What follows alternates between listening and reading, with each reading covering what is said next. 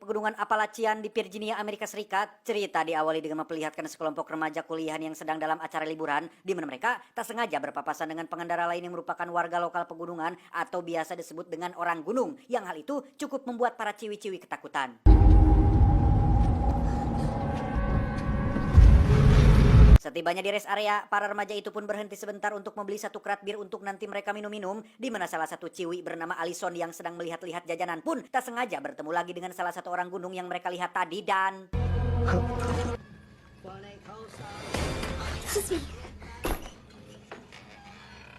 Dan mari saya perkenalkan Anda dengan dua orang gunung yang merupakan sahabat dekat. Ada Dale yang bertubuh gemoy dan Tucker yang selalu nyanyahwanan alias sok tahu tentang segala hal. Mereka adalah orang gunung yang biasanya dicap sebagai orang jahat dalam tanda kutip, sering dianggap udik, kampungan, berpenampilan lusuh, tidak meyakinkan, dan jarang berinteraksi secara sosial. Padahal tidak semua orang gunung seperti itu. Talk to her?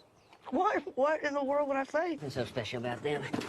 Dale si gemoy rupanya tertarik dengan Alison yang memiliki paras cantik yang karena ia terlalu polos dan lugu. Tucker yang merasa jauh lebih berpengalaman soal cewek pun menyuruh Dale untuk bersikap gentle dengan ajak kenalan secara langsung dan selalu tertawa sebagai bentuk ramah tamahan. Going camping?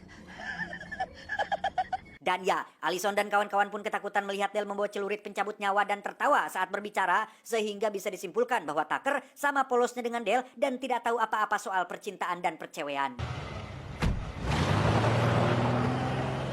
Saat mereka sudah melanjutkan perjalanan itulah muncul seorang polisi yang memberhentikan mereka akibat lampu sen yang mati. Saat ditanya akan pergi kemana, Tucker dan Dale mengaku akan pergi ke sebuah danau di tengah hutan untuk memperbaiki kabin atau rumah kecil yang baru mereka beli, di mana Pak Polisi langsung memberitahu mereka bahwa di sana tidak ada apa-apa kecuali rasa sakit dan penderitaan yang tidak pernah terbayangkan.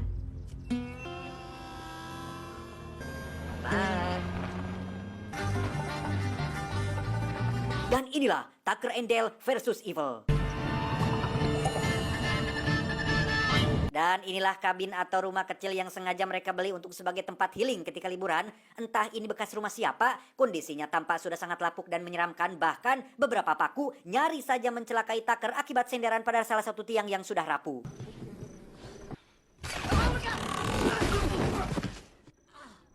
Tak hanya itu saja, mereka juga menemukan beberapa koran dari 20 tahun yang lalu berisi pembunuhan sadis yang sempat viral pada masanya. Namun, bukannya fokus ke situ, Tucker dan Dale malah fokus pada iklan hotdog yang diskon beli 3 dapat 2 tanpa sedikit pun memperdulikan berita penting pembunuhannya. Buy 3, get 2 free, no expiration date. All right. Beralih ke Alison dan kawan-kawan yang sudah sampai di tengah hutan dekat danau yang jaraknya tidak terlalu jauh dari kabin tempat Tucker dan Dale berada saat ini, di mana salah satu kawan yang bernama Chen pun tiba-tiba bercerita tentang kisah mengerikan yang terjadi 20 tahun yang lalu yang tiada lain adalah berita di koran yang kita lihat di kabin. Sama seperti yang mereka lakukan saat ini, ada sekelompok remaja kuliahan yang liburan di hutan ini, di mana seorang pria asing yang merupakan orang gunung pun tiba-tiba muncul dan menghabisi mereka semua dengan sangat keji.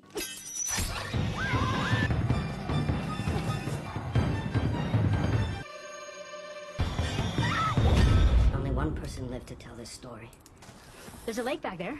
Singkat cerita, malam pun poek. Tepat saat yang lain sedang berenang malam di air danau, Alison yang baru akan ganti baju pun tiba-tiba didatangi oleh Chad yang bermaksud mengutarakan isi hatinya. Rupa-rupanya, Chad adalah sosok cowok yang kepedean dengan menganggap Alison sudah lama naksir kepadanya. Padahal, Alison sama sekali tidak memiliki ketertarikan sedikit pun kepada Chad, sehingga hubungan pertemanan mereka berdua pun berubah menjadi canggung ketika Chad malu sendiri seolah cintanya bertepuk sebelah tangan. Catch up with everyone.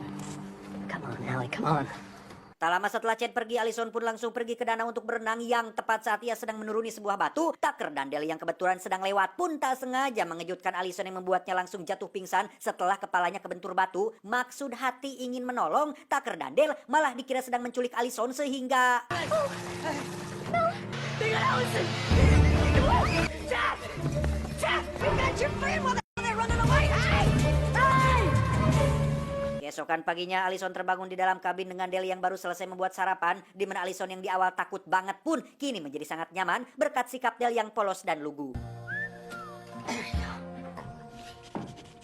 Alison juga sempat takut terhadap anjing peliharaan milik Dale yang tampak galak, namun setelah dijelaskan bahwa anjingnya bersahabat, Alison pun menjadi tidak takut lagi. You should relax and rest, okay? What's your name? My name is Dale. I'm Allison. Tucker sendiri terlihat berada di belakang kabin sedang akan memotong sebuah pohon kayu tua menggunakan gergaji mesin tepat saat Chad dan yang lain berhasil menemukan kabin tersebut dan berencana untuk menyelamatkan Alison yang dianggap sedang mengalami penculikan.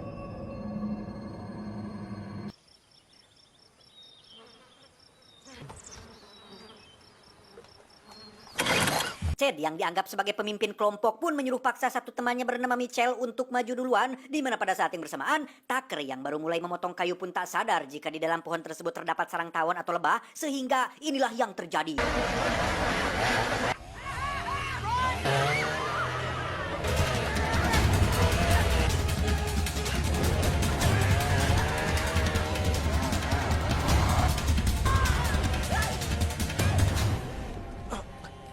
Dan ya, Mitchell pun mau tertusuk kayu tajam setelah mengira jika Tucker sedang mengejar mereka semua, sementara Tucker sendiri kembali pulang ke kabin dengan wajah barenjolan akibat kejadian barusan. Sambil menyiram wajahnya dengan air, Tucker pun memberitahu Allison tentang teman-temannya yang lari terbirit-birit dan mengira jika mereka sama takutnya terhadap tawon yang sedang paburaung, yang karena tak ingin terjadi salah paham, Dale dan Tucker pun berencana mencari teman-temannya dan menyuruh Allison untuk istirahat saja. Just be careful, okay?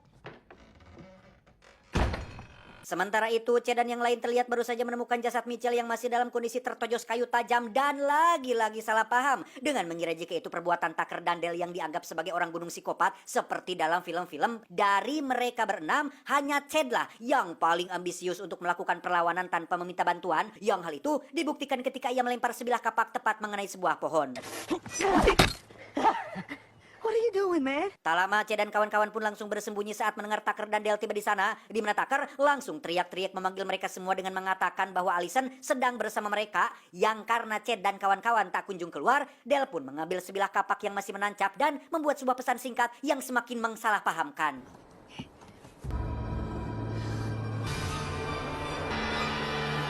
Sambil menunggu Chad dan kawan-kawan datang menjemput Allison, Dale pun menggali sebuah lubang untuk sebagai safety tank di kediaman baru mereka ini, di mana Allison yang sudah merasa baikan pun memutuskan membantu Dale sambil menunggu kawan-kawannya datang. No, it's not work for a girl like you. That's...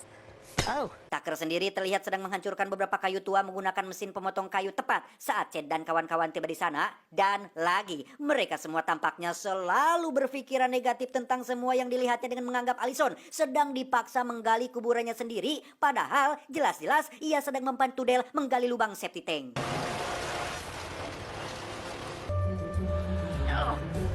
Chad kembali mengirim dua kawannya untuk maju menyerang duluan, di mana kejadian tak terduga pun kembali terjadi saat keduanya celaka oleh kelakuan mereka sendiri sehingga...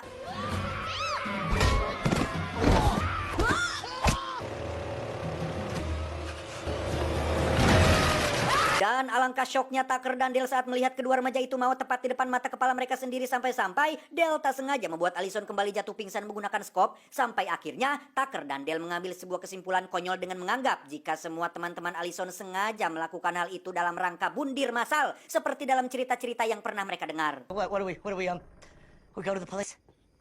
Sementara itu, Chad dan kawan-kawan masih saja menganggap jika kedua temannya barusan maut dibunuh oleh Tucker dan Dale, padahal jelas-jelas mereka cilaka kupola sorangan alias celaka akibat kelakuan sendiri. Yang karena sebagian besar teman-teman merasa ketakutan, mereka pun memutuskan untuk meminta bantuan tepat saat ada bapak polisi yang sedang berkeliling di daerah tersebut.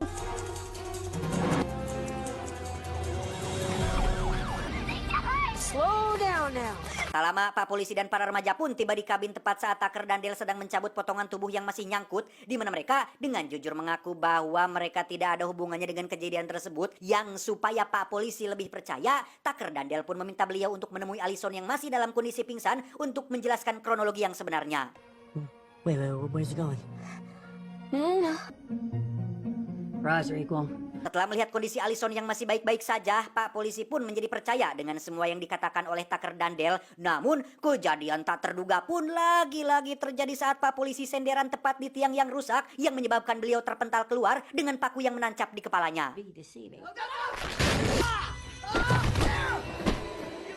Seperti sudah bisa Anda tebak, para remaja ini kembali menganggap jika itu adalah perbuatan Tucker dan Dale, di mana salah satu remaja pun dengan cepat mengambil pistol milik Pak Polisi dan tidak tahu bahwa ada pengaman yang harus dilepaskan, sehingga Dale yang lugu pun dengan polosnya memberitahu tentang pengamannya yang harus dilepas terlebih dahulu, sehingga ketika si remaja mengarahkan laras pistolnya ke kepala, ia tak sengaja menarik pelatuknya sehingga... Ketegangan pun semakin menjadi saat Chad mengambil pistol tersebut dan menembaki Tucker Dale secara membabi buta, di mana saat Dale melahit keluar, ia pun menemukan anjingnya sedang dijadikan sandera oleh Chad, sehingga untuk menyelamatkannya, Dale pun mengambil sebuah alat pelontar paku untuk mengalihkan perhatian, sementara Tucker akan menyelinap keluar untuk menyelamatkan anjingnya secara diam-diam.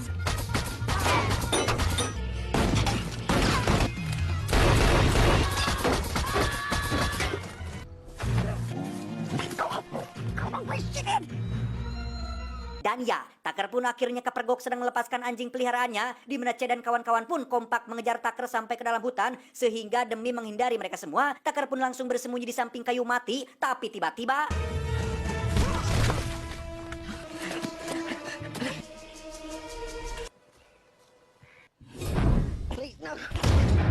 Disinilah Tucker sekarang digantung terbalik untuk dijadikan umpan agar Dale datang menjemputnya. Yang menarik adalah dari sekian remaja di kelompok ini, lagi-lagi Chad adalah satu-satunya remaja yang berbeda dari teman-temannya yang lain. Raut wajahnya nampak seperti merasa puas setelah menangkap Tucker dan justru malah terlihat lebih seperti psikopat dibandingkan Tucker dan Dale. Yang lebih gila lagi adalah Chad dengan teganya memotong 2 jari Tucker untuk sebagai pesan ancaman kepada Dale dan mengirim potongan jari tersebut agar Dale datang menjemput sahabatnya.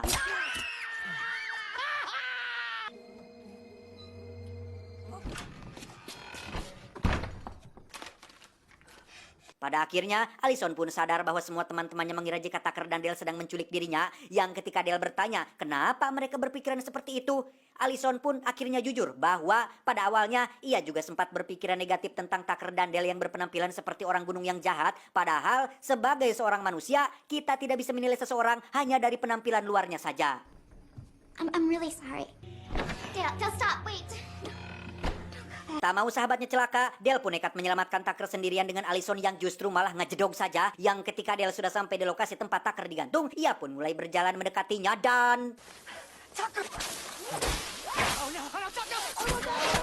Ya, ini ternyata hanya perangkap dan untungnya Dale masih bisa mempertahankan aset berharganya.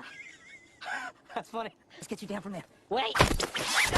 Singkat cerita, malam pun tiba. Ketika Tucker dan Dale masih di dalam hutan, Chad dan satu temannya yang bernama Mary pun terlihat sudah lebih dulu sampai di dalam kabin. Alih-alih menyelamatkan Allison dan membakar kabin ini, Chad justru malah dikejutkan oleh pernyataan Allison yang menjelaskan tentang Tucker dan Dale yang merupakan orang baik. Dengan semua yang sudah dilihatnya, sulit untuk Chad bisa percaya pada penjelasan Allison dan justru menganggapnya telah mengalami cuci otak. No, Chad, no. Chad, stop! Tak lama muncullah Tucker dan Dale sehingga Allison dengan cepat menjadi penengah dengan meminta mereka bertiga untuk duduk tenang dan bicarakan semuanya secara baik-baik. Dale, you. Okay, good. Now, Setelah Chad dan Dale duduk tenang, Allison pun mulai mempersilahkan Chad untuk bicara duluan tentang kronologi awalnya kenapa ia bisa sampai menganggap Tucker dan Dale orang jahat, di mana Chad kembali menceritakan tentang kejadian 20 tahun lalu saat kelompok remaja liburan di hutan ini, yang ternyata 2 dari mahasiswa tersebut adalah ayah dan ibunya Chad yang diburu oleh orang gunung psikopat dan hanya menyisakan ibunya saja yang selamat, sampai akhirnya Chad menjadi tumbal atau timbul rasa benci dan dendam terhadap semua orang gunung yang dilihatnya. By the time I was born, I'm really sorry that your family... Selesai Chad bercerita, kini giliran Dale yang menjelaskan awal muawal dirinya dan Tucker bisa sampai membawa Allison ke kabin ini, di mana saat dia sedang bercerita, muncullah 2 teman lain yang malah merusak suasana sehingga...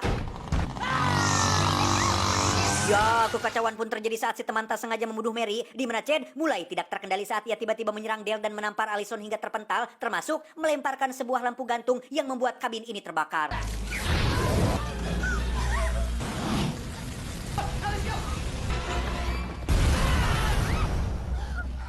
Tucker, Dale, dan Allison pun berhasil keluar sebelum api melahap kabin tersebut, sementara yang lain tidak sempat menyelamatkan diri. Namun ternyata Chad berhasil bertahan berkat tertimpa pintu yang membuat wajah dan tubuhnya terbakar sebagian, dan kini giliran Chad lah yang tampak seperti seorang psikopat sungguhan yang berambisi untuk memburu mereka bertiga. Dengan cepat mereka pun kabur menggunakan mobil, namun karena Dale terlalu lama menoleh ke belakang, ia tidak sadar jika ada gundukan kayu di depannya sehingga...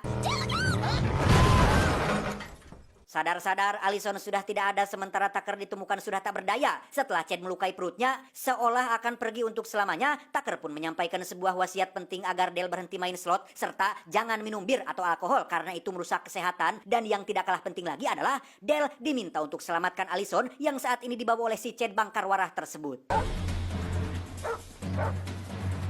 Sampai matahari pagi muncul, Dale terus berlari bersama anjingnya hingga sampai di sebuah pabrik lama bekas tempat kejadian perkara 20 tahun yang lalu, di mana Allison terlihat sedang diikat di atas pemotong kayu dengan Chad yang semakin menggila dan semakin tidak berpikir waras.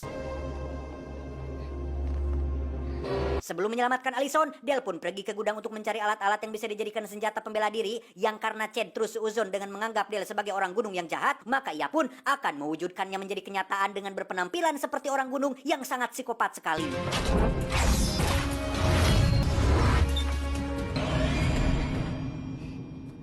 Dan ya, karena Allison takut, Dale pun melepaskan penampilan seramnya barusan yang tepat saat ia sedang melepaskan tali pengikatnya, Chad tiba-tiba menyalakan mesin pemotong kayunya sampai akhirnya ia muncul ke hadapan si Dale.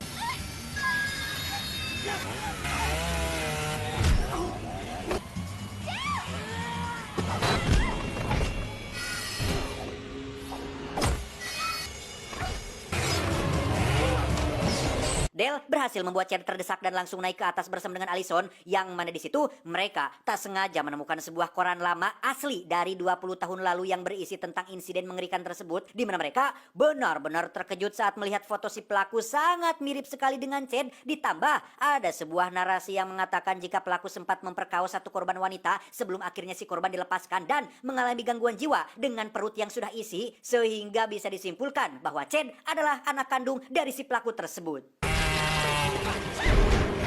Saat Chad akan menyerang, Dale dengan cepat menunjukkan koran yang ia baca barusan sambil memberitahu Chad tentang ayah kandungnya yang merupakan orang gunung psikopat yang menjadi pelaku dari insiden mengerikan tersebut, yang pada akhirnya terjawablah sudah alasan kenapa sikap dan sifat Chad sangat brutal sampai nekat melakukan sejauh ini, karena memang ia ada keturunan dari ayah kandungnya yang merupakan seorang penjahit yang sangat kejam. How could they? Maybe they just didn't want you to know the truth. Sempat tak percaya, Chad yang sudah terlanjur berbuat sejauh ini pun tetap melanjutkan niatnya untuk menghabisi mereka berdua. Namun takdir berkata lain ketika Dale berhasil membuat si Chad kelilipan sampai tak sengaja jatuh ke bawah pabrik.